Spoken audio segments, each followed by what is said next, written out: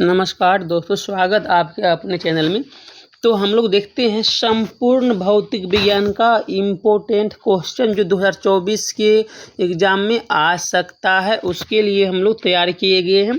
और इस क्वेश्चन आप लोग जितना जल्द से जल्द हो सके आप लोग पूरा कंप्लीट कर लीजिए, क्योंकि टाइम उतना नहीं बचा है। ठीक है दोस्त, 2 महीना है, काफ़ी है। इससे बेसी कुछ भी आपको नहीं पढ़ना है। पहले यह कंप्लीट होगा तब उसे आगे बढ़ना, नहीं तो नहीं। ठीक है, थोड़ा फास्ट में करते हैं। अगर स्लो बोल दे तो आप वीडियो को फास्ट में करके क्वेश्चन देख सकते हैं। अगर आपको पीडीएफ चाहिए तो आप हमारे व्हाट्सएप पे मैसेज करिएगा, आपको व्हाट्सएप नंबर अंत में दिया जाएगा। चलिए दोस्तों, सबसे पहले पहला अध्याय का प्रश्न दिया, वही दिया गया जो एग्जाम में आ सकता है। ठीक है, आ सकता है और पूछता ही है। देखिए, तो पहला क्या है, प्रकाश का परावर्तन किसे कहते हैं? प्रकाश के परावर्तन कितने नियम है? वास्तविक प्रतिबिंब किसे कहते हैं? प्रतिबिंब कितने प्रकार के होते हैं उसे लिखें। दर्पण किसे कहते हैं? उत्तल दर्पण, अवतल दर्पण, अंतर स्पष्ट करें। अवतल दर्पण की फोकस दूरी किसे कहते हैं? किरण पुंज कितने प्रकार के होते हैं उनके नाम लिखिए। गोली दर्पण कितने प्रकार के होते हैं उनके नाम लिखिए। फिर बोलते हैं पारदर्शी, अपारदर्शी और पारभासी किसे कहते हैं, चाहे उसे लिखे चाहे अंतर स्पष्ट करें। ठीक है, सौर भट्टी में किस दर्पण का प्रयोग करते हैं? अवतल करते हैं, उसका प्रयोग लिखिए और क्यों करते हैं। दर्पण सूत्र को सिद्ध करिए दोस्त आगे। ठीक है, जितना फास्ट हो सके देखिए। और यह पहला चैप्टर का इम्पोर्टेंट सवाल दिया गया है, केवल 16। ठीक है, अवतल दर्पण द्वारा दर्पण सूत्र सिद्ध करें। ठीक है, अवतल दर्पण की सहायता से वस्तु दूरी u, प्रतिबिंब दूरी v, फोकस दूरी f के बीच संबंध सत्यापित करें। उत्तल दर्पण द्वारा दर्पण सूत्र सिद्ध करें। ठीक है, गोलीय दर्पण में आवर्धन का व्यंजक प्राप्त करें। ओके दोस्तों, आगे निकलिए। ठीक है, दूसरा अध्याय में है प्रकाश का अपवर्तन। प्रकाश का अपवर्तन, तो बोलता है प्रकाश का अपवर्तन किसे कहते हैं? प्रकाश का अपवर्तन कितने नियम, उन नियमों को लिखे। प्रिज्म किसे कहते हैं? लेंस किसे कहते हैं? लेंस कितने प्रकार के होते हैं? लेंस की क्षमता किसे कहते हैं? अपवर्तनांक की परिभाषा दिए। पानी का अपवर्तनांक 1.33 है, तो इसका तात्पर्य क्या है? स्नेल के नियम को लिखकर समझाइए। स्नेल का नियम किसे कहते हैं? उत्तल लेंस और अवतल लेंस का अंतर स्पष्ट करें।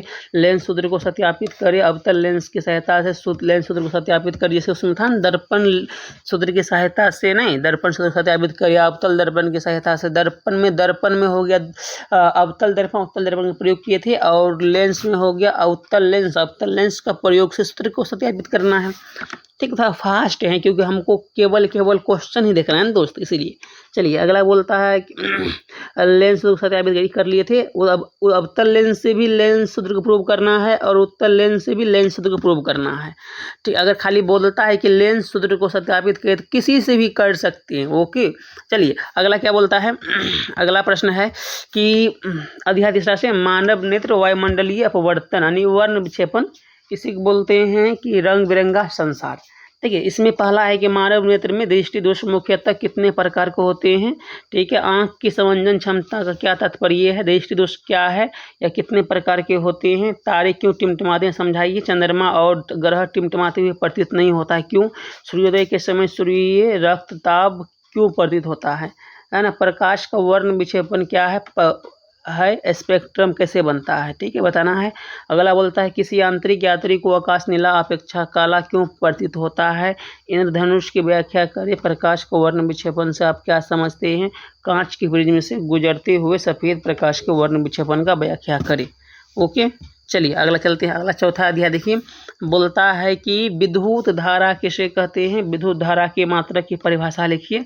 विद्युत आवेश किसे कहते हैं? विद्युत परिपथ किसे कहते हैं? विद्युत विभव किसे कहते हैं? विद्युत विभवांतर किसे कहते हैं? ओम के नियम को लिखिए। प्रतिरोध किसे कहते हैं? प्रतिरोधकता किसे कहते हैं? विद्युत शक्ति किसे कहते हैं? धारा नियंत्रण किसे कहते हैं? विद्युत विभव और विभवांतर में अंतर स्पष्ट करें। ठीक, इतना कर लीजिए। इससे बाहर लगता है कि उम्मीद है कि सवाल एक भी नहीं छूटेगा आपका। ठीक है, चलिए विद्युत विभव और विभवांतर में अंतर स्पष्ट करें। श्रेणी क्रम और समांतर क्रम को समझाइए। विद्युत धारा के उसमें प्रभाव को लिखिए। ओके दोस्त, आगे निकलते हैं।